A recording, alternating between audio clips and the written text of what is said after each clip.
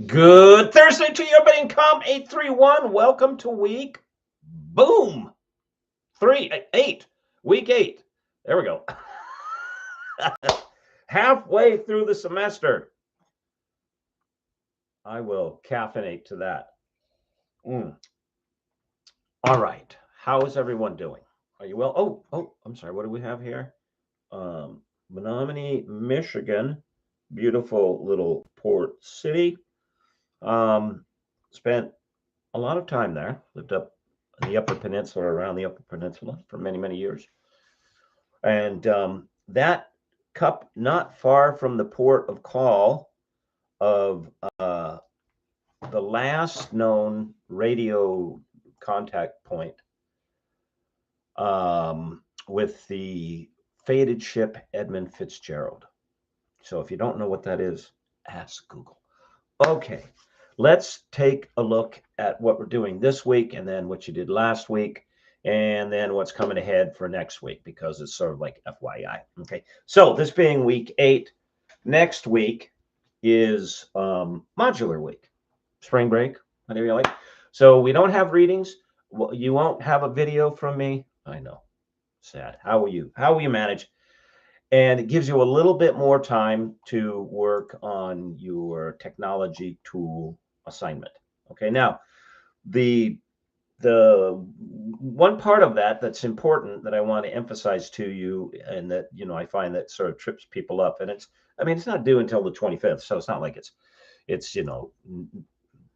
this coming week, so it's on the other side of the week, on the other side of modular week. But make sure that your video is well filmed and has been uploaded to YouTube, because, as I noted in last week's video, although Canvas says it works with a number of different video formats, it really doesn't.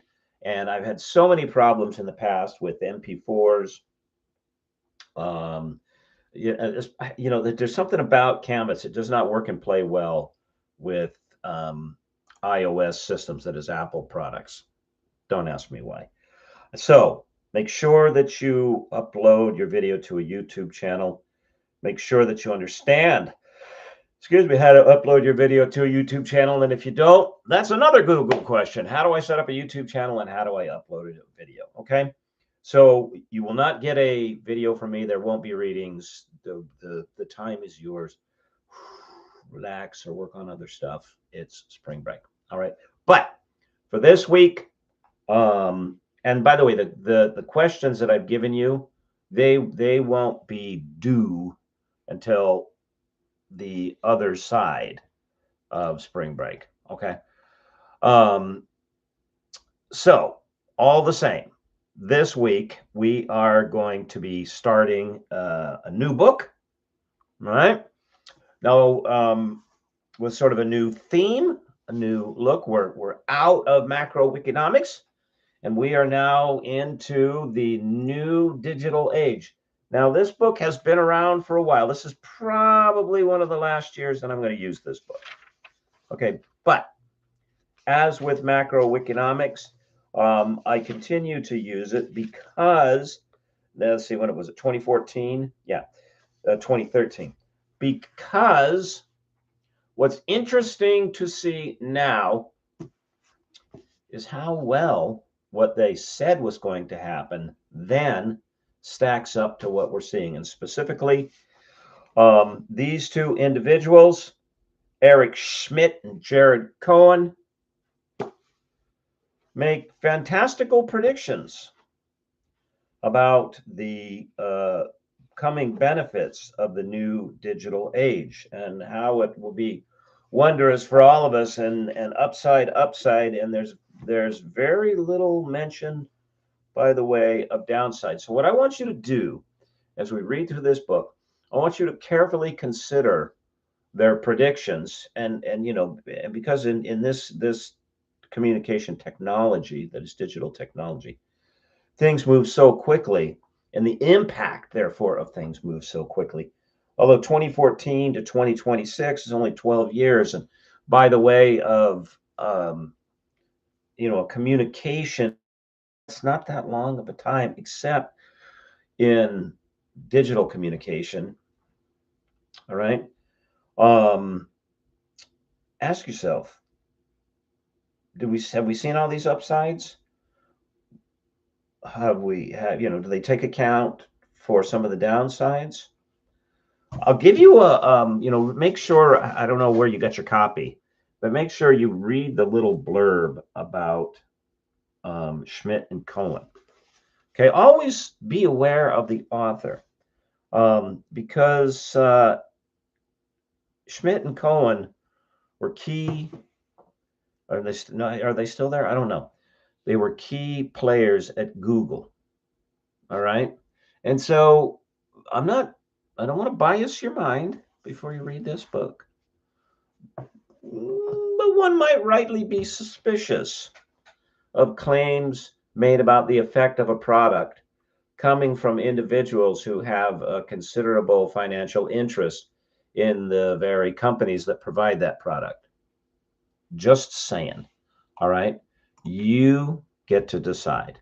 Okay. So we'll read the first 3 chapters this week as you enjoy your spring break. Questions for this will not be due until the other side of spring break. Okay. So, kind of sort of technically we're working, but maybe what we'll do is we'll have them do that Tuesday like we have before, and you could get these things all put in the can before Monday. Easy peasy, because this is not a hard read. Okay. All right, let's take a look at last week, what you said, what we might add, what value it might be to you. Okay, week 7, question number 1. What is Kiva? Given the scale of poverty worldwide, can initiatives like it solve the global problem of access to capital? I suppose I should have explained a little bit in that question to you, when I say the global problem of access to capital, because you were going to be like, okay, what global problem of access to capital? Maybe you don't even know there is a global problem of access to capital. I have had and I mean this when I say it, I've had the privilege of working around the world in a number of countries. I have worked in or worked through something like 27 countries, and working in humanitarian media. um Nobody ever calls on me for my services when things are great. I don't go to places with nice beaches and fruity drinks served with little umbrellas in them. I mean, something's always gone wrong. It's a natural disaster, it's a man-made disaster, it's a continuing disaster, it's famine, it's disease, it's war, it's earthquake, it's flood. And as a consequence, I've had the chance to see close up and personal some of the conditions that define not just the conditionally poor of the world, that is, they're poor because of this specific condition, man-made or natural disaster, but the generationally poor, that is, that they remain poor because of a certain condition. And one of the contributing factors, perhaps one of the key contributing factors to generational poverty, is lack of access to money, and capital. That's what we mean when we say capital. So back to the question. Um, some of the reasons are, a lot of the reasons many times are how the systems are designed. I mean, there's some places in the world, I work with an organization still. I don't do as much going out to create the media, but I do a lot more of being here and then processing and advising the creation of the media. And I was working with a group that has been trying to start an initiative in Afghanistan to alleviate some of the poverty. And one of the barriers they keep swacking and backing up against, smashing up against, is the Taliban's fundamental philosophical position that allowing the charge of interest on the loaning of money is wrong, and they just prohibit it. Harem, as they say in Arabic, but that's not what they speak in Afghanistan. It's usually Pashto, um, or Farsi. Um, People don't want to loan money. I mean, look, some financial return on money that's loaned is not bad because it's a recognition that when someone puts labor into something, it's just to expect a return. If you spend your time out in the field, working a hoe, growing beets, just meaning isn't right, to expect a profit beyond the cost that is, land, seed, and water to grow the beets because you can't survive just with break even. And that additional cost, that is, the beets cost me this much to grow, but I'm charging this much. That's recompense for the value of your labor. Money's the same thing. Money doesn't fall out of the sky. It's not grown in the ground like beets. It takes labor to make it and then to maintain it. And so when you send it out, it's reasonable and it's just to expect a profit. That's recompense, that's compensation for your labor. Okay. Now, am I arguing this to the Taliban? No. Okay. But, one of the biggies factors that cause generational poverty is a lack of access to capital. And one of the reasons that there's a lack of access to capital is that there are systems in the world, and some systems in which they have a real, and I'll say this, a real wrong-headedness about what money is. Money's just a product. It's just a tool. Okay. And then the other probably larger category that keeps people from getting access to capital is ethnic and religious tensions, prejudices, biases. For all of our problems here in this country, we are light years ahead of most of the world, where sectarian, that is, this sect, this group, pits itself against, oppresses, tries to exclude, eliminate this group. Sectarian problems are concerned. We hear a lot about racism and systemic this. Look, having worked through some 20, nearly 30 countries, that we live in the shining city on the hill. That doesn't mean we don't continue to try to improve. But for those of us that cast the United States as some sort of lower level of hell place, they really, in the fullest sense of the phrase, do not know what they're talking about.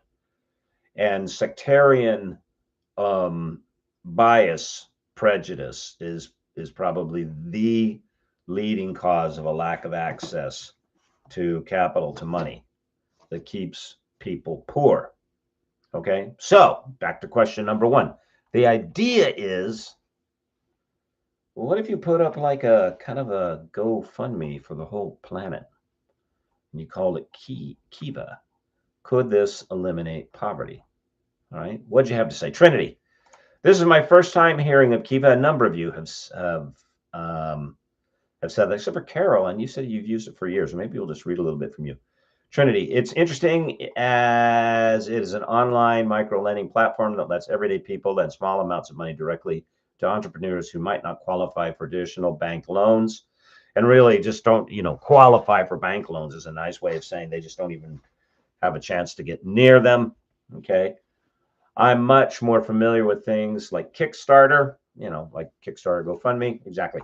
I like the idea, though, because it gives people the ability to take ownership of the project. You're not just donating to a big system.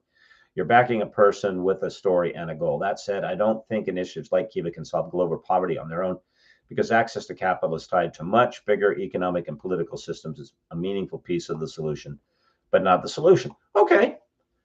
That's fair. That's an interesting answer. Carolyn, since you have used it, let's hear from you. I've used Kiva for years, and I'm happy to see it in this text. It's a global microloan platform to donate to entrepreneurs who need help with starter money to invest in everything from weaving looms to windows in their homes. It is a new model of global problem solving, according to their authors. I love that lenders on Kiva see a poor, uneducated farmer in sub-Saharan Africa not as a charity case, but as a strong, hardworking, intelligent individual who has enormous amounts of potential to change his or her own life for the better. I've often donated to women in conflict zones or in countries I have deployed to, Kyrgyzstan, and sometimes I also donate in someone's honor, like my Thai aunt, whom my uncle married while he was deployed in Vietnam. I think I think it can help solve the global problem of access to capital, and it is aligned with the principle presented by books like Toxic Charity or When Helping Hurts, which address how well-intentioned aid can harm the poor and alleviate sustainable, rational approaches to charitable work. Okay, that's good too. Fair enough. Here's my 2 cents. I don't think it's a bad thing as Kiva or the Kickstarter like stuff.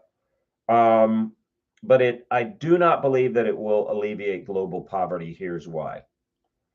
The alleviation of poverty occurs when an economy reaches a tipping point of creating enough excess revenue to employ enough people to move the economic scale from poor to less poor to middle class to wealthy. Most people do not specify in areas of work. That is, they're not weavers or they're not sewers. They may be subsistence farmers, but they're not big surplus crop producers. That segment of the market, that is, that those that do that, and the term in economics is called to scale, that is, they scale it up, is small compared to the rest of the population, which doesn't specialize in these things. Most of the population, and this is true here too, the percentages differ in the United States than in the world. Most of the population is non-specialist in what they do. And as a result, micro lending to those that specialize, that helps with the subsistence type activity. An individual sets up a loom in her home and then weaves cloth and sells it. So now the kids have enough money to go to school, which is good. Okay. Or, someone buys tools and can repair bicycles and is now providing for his family, which is good, but it doesn't scale. It typically, micro lending does not support the type of businesses that generate enough work to generate enough revenue to hire enough people within a population, to move the economic needle. I'm not saying don't do it. I'm not saying get rid of Kiva. It is a well-intended initiative, okay?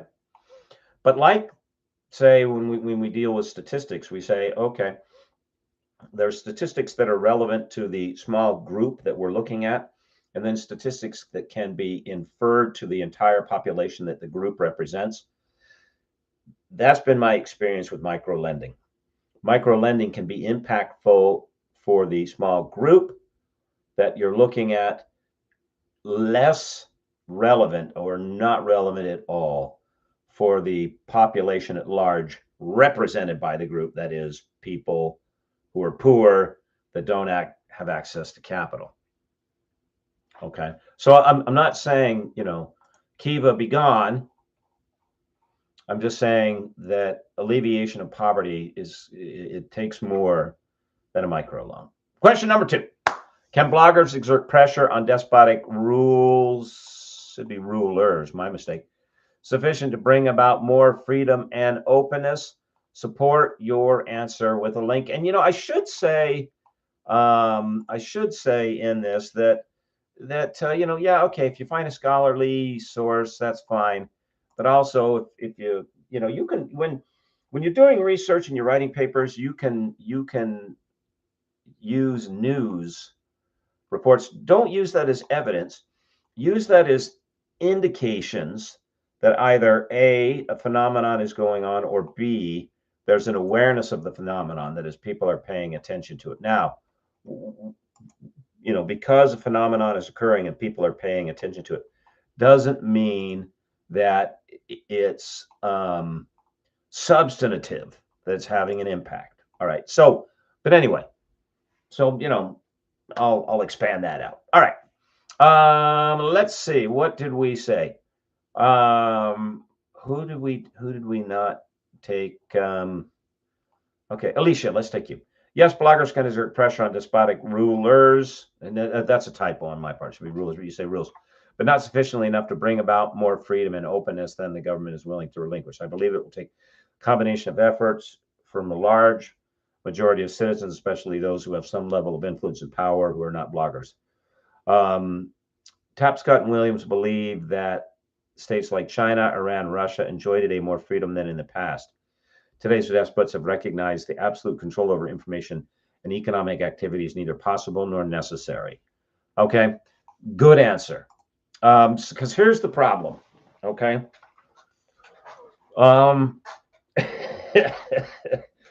country that's despotic, that's oppressive, that we like to tropify villains. And what I mean by that is that we assign to them standard imaging. Oh, they're evil, wahaha. They're stupid. They're clumsy. They're narrow-minded. Not necessarily.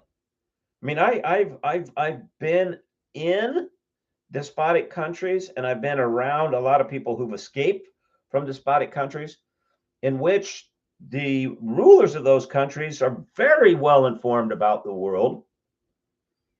They just have an ideology that's, and I don't say this is some sort of value-free judgment. Okay. They have an ideology that allows them to oppress people. All right. Like communists or, most theocracies, that is systems in which the religious belief becomes the political system. So, theo from theology, ocracy meaning guiding ideology. And they use technology too. They're not dumb. And they use technology as well, if not better, than their citizens. And what do they use this technology for? Well, they use it to track their citizens. They, like in China, they use it to assign to their citizens a social score that restricts the movement of their citizens, or the employability of their citizens, or where their citizens can and can't be housed. And so they, put the citizens on alert that if you act in a way that's contrary to the rules that we have set up by the state, you're going to pay, and we know where to find you if you go online.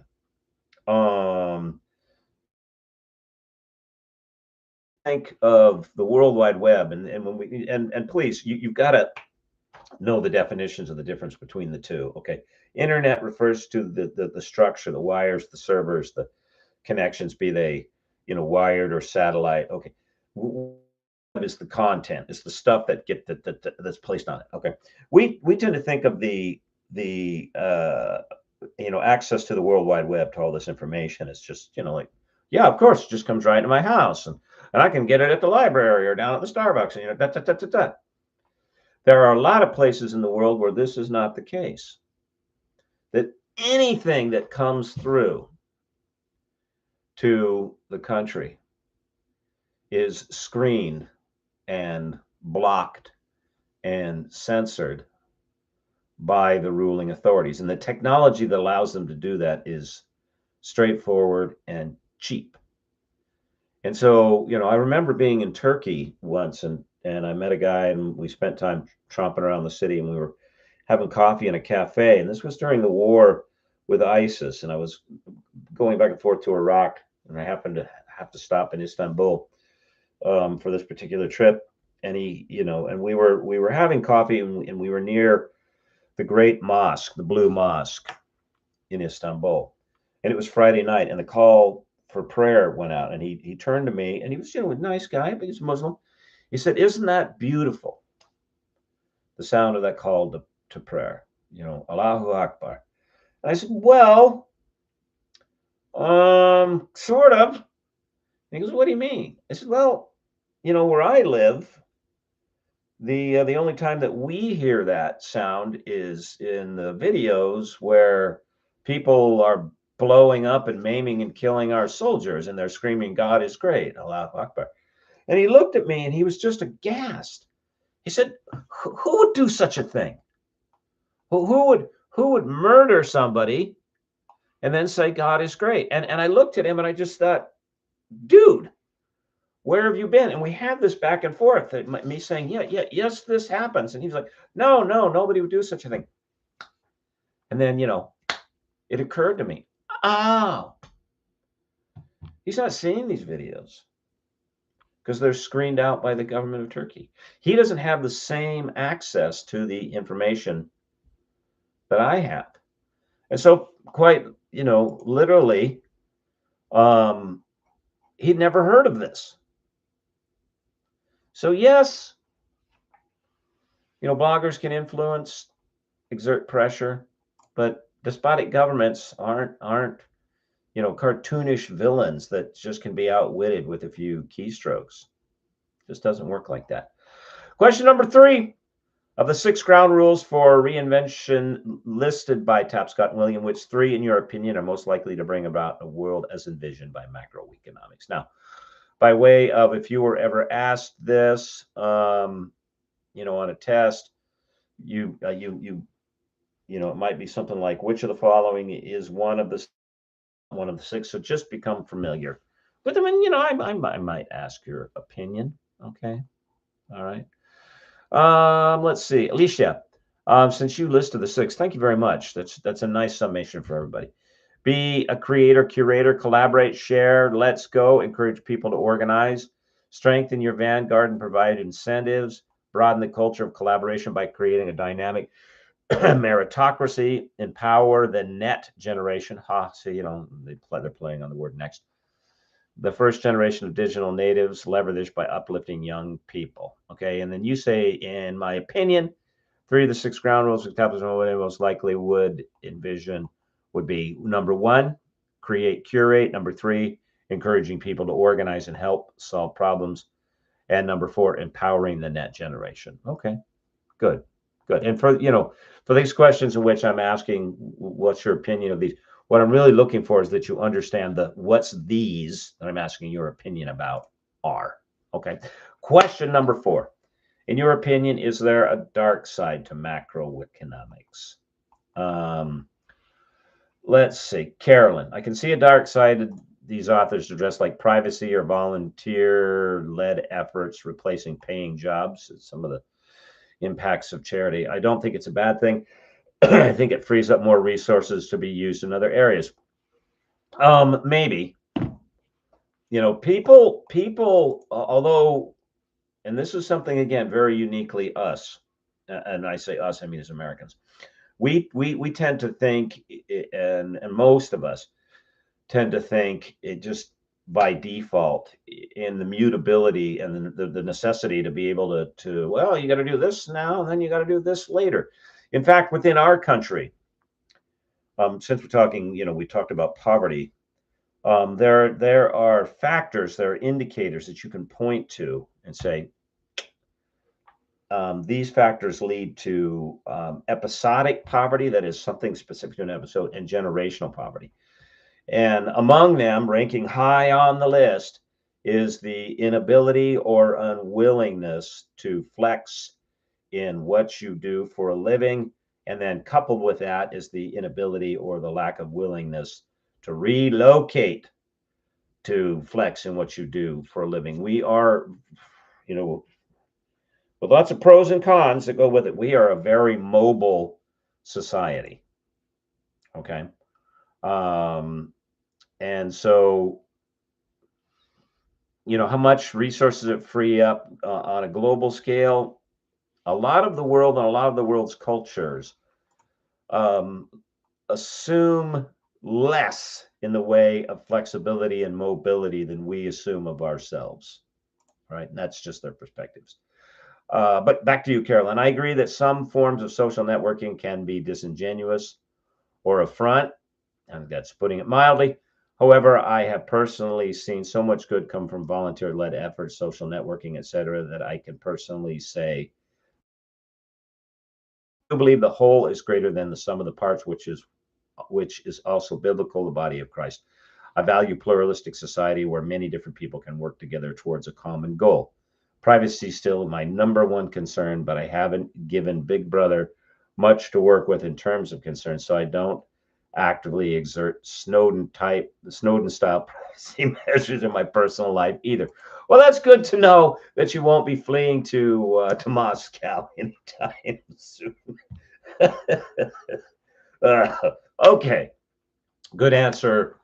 Good answers, one and all. All right, so work on your technology tool. Remember to figure out how to get it on a YouTube channel. I will not be posting a video or readings during modular/spring break week, so we won't see each other for a little bit. Okay, at least you won't see me. So have a great spring break. I hope you get a chance to relax a little bit. Okay, take a little pressure off. I will see you on the other side of the break, but in the meantime, between now and then, I am thinking about you. I am praying for you. Have a wonderful, wonderful week. See you on Canvas, not next week, but the week after that. Goodbye and God bless.